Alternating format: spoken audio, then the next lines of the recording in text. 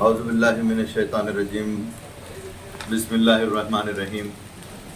نقیب ملت بیرسٹر اسد الدین اویسی صاحب کی ہدایت پہ کل ہند مجلس اتحاد المسلمین نلگنڈا کی جانب سے آج ایک اہم موضوع پہ ہم نے divisional superintendent of police Nalgonda سے خصوصی ملاقات اور ہماری ان سے ملاقات میں ایک اہم سلسلے میں مزید گفتگو ہوئی اور اس میں ہم نے کچھ اہم باتیں ان کے نالج میں لائی، جو کہ حال ہی میں گزشتہ کل نے پرسوں نلگنڈا دارالشفا کالونی کے رہنے والا ایک نوجوان بچہ، ایک مائنر بچہ جو کہ بالکل طالب علم ہے، اور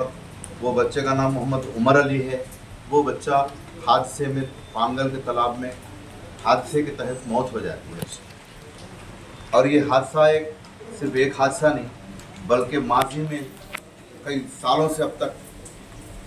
کئیوں صفوں کے لوگ اس میں لاشیں بن کے نکلے،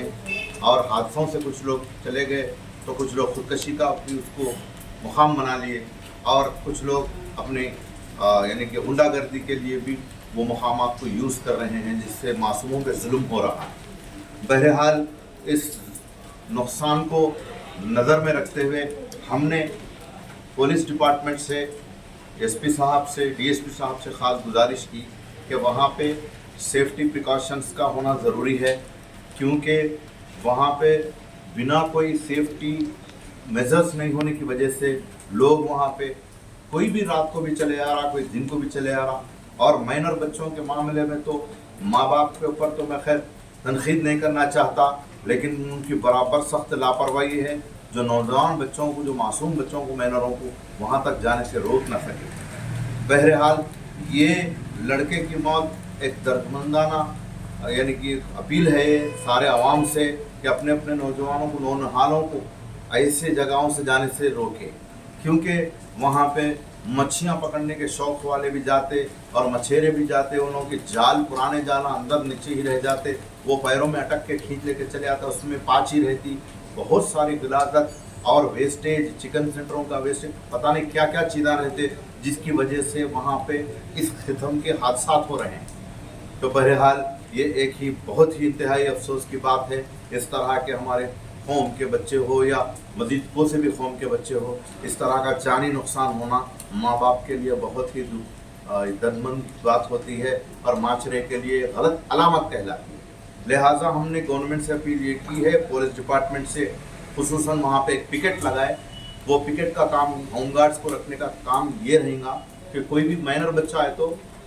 بنا ان کے ماں باپ کے، بنا کوئی گارڈین کے اندر الو نہیں کرے، جیسا وہاں پہ ایک پکٹ لگانے کی ہم نے گزارش کی، اور جو نیٹس کے ذریعے فینسنگ لگانے کی جو رہتی ہے، وائرس لگانے کی، اس کے لیے بھی ہم نے اپیل کی، اور سی سی کیمرہ دن رات چلنے کے لیے، بیٹری سسٹم سے چلانے کے لیے بھی ہم نے گزارش کی، اور سائن بورڈز یعنی کہ یہ لینتھ تک چلے جائیں گے تو یہ ڈینجرس ہے، وہاں جائیں گے تو یہ ڈینجر ہے، اس طرح کے سائن بورڈز بھی لگانا ضروری ہے وہاں پہ، انڈیکیشن ہزارڈس انسیڈنٹس کا یعنی کہ حالات کا جو ہے انڈیکیشنز وہاں لگانے کی بھی سائن بورڈز کی ضرورت ہے۔ بہرحال اس تعلق سے ہم لوگ مجلس